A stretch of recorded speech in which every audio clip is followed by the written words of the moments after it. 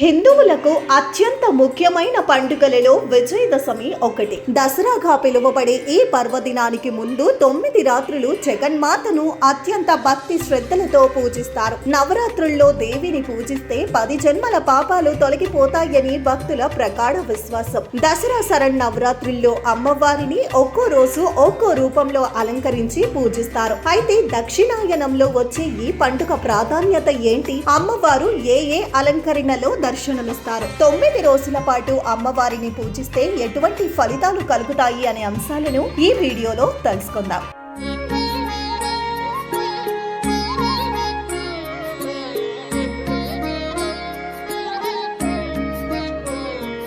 విజయదశమి పర్వదినాన్ని చెడుపై మంచి సాధించిన విజయానికి సంకేతంగా జరుపుకుంటారు. దుర్గాదేవి రాక్షసుడైన మహిషాసురుడిని ఓడించినందుకు, శ్రీరాముడు రావణుడిని ఓడించినందుకు గుర్తుగా ఈ పండుగను జరుపుకుంటారు. ఇది ఆశ్వయుజ శుద్ధ పాఠ్యమి నుండి ఆశ్వయుజ శుద్ధ నవమి వరకు 9 రోజుల పాటు జరుపుకునే పండుగ. ఇక ఈ పండుగ ప్రధానంగా శక్తి ఆరాధనకు ప్రాధాన్యత ఇస్తుంది కనుక 9 రోజుల పాటు దుర్గాదేవిని 9 రూపాలలో అలంకరించి విశేషంగా ఆరాధిస్తారు. అమ్మవారిని మొదట 3 రోజులు పార్వతీగా, తరువాత 3 రోజులు లక్ష్మిగా, చివరి 3 రోజులు సరస్వతిగా పూజిస్తారు. దశమి రోజున అమ్మవారు రాజరాజేశ్వరి దేవిగా దర్శనమిస్తారు. శైలపుత్రి.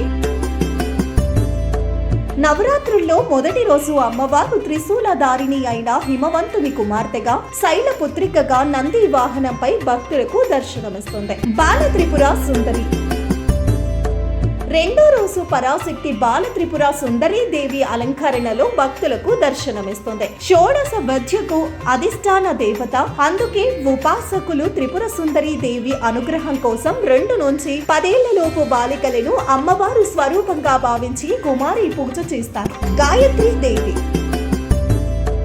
మూడో రోజు జగన్మాత గాయత్రీ దేవిగా దర్శనమిస్తుంది. వేద స్వరూపం గాయత్రీ దేవి. అన్ని మంత్రాలకు మూలశక్తి గాయత్రి మంత్రం.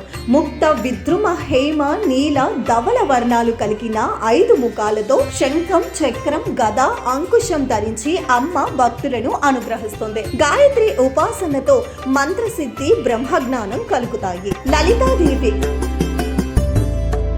4వ రోజు అమ్మవారు లలితాదేవి రూపంలో దర్శనమిస్తారు. లలితాదేవి విద్యా స్వరూపిణి, మాంగళ్య సౌభాగ్యాన్ని ప్రసాదిస్తుంది. దేవి అనుగ్రహం కోసం సువాసిని పూజ చెయ్యాలి. సమస్త సుఖాలు ప్రసాదించే శక్తి స్వరూపిణిగా లలితాదేవి రూపాన్ని అభివర్ణిస్తారు. సరస్వతీదేవి.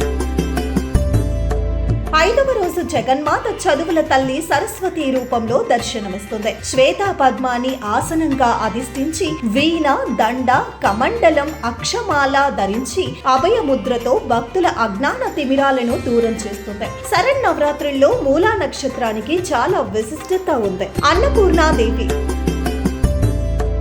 6వ రోజు అమ్మవారిని అన్నపూర్ణాదేవిగా అలంకరిస్తారు. ప్రాణకోటికి జీవన ఆధారం అన్నం. సాక్షాత్తు పరమేశ్వరుడికి భిక్ష పెట్టిన దేవత అన్నపూర్ణాదేవి. ఈ తల్లిని ధ్యానిస్తే ధనధాన్య వృద్ధి, ఐశ్వర్య సిద్ధి కలుగుతాయి. శ్రీ మహాలక్ష్మి.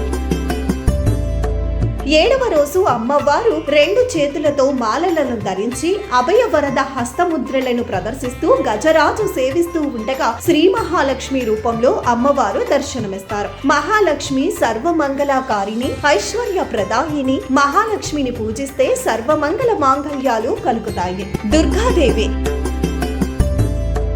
8వ రోజు అమ్మవారు దుర్గతులను నివారించే పరాశక్తి దుర్గాదేవిగా దర్శనమిస్తుంది. ఈ అవతారంలో దుర్గముడనే రాక్షసుడిని అమ్మవారు సంహరించినట్లు పురాణాలు చెబుతున్నాయి. కోటి సూర్య ప్రభలతో వెలుగొందే అమ్మను అర్చిస్తే శత్రుపీడనం తొలగిపోయి సర్వత్రా విజయం ప్రాప్తిస్తుంది. మహిషాసుర మర్దినీ దేవి.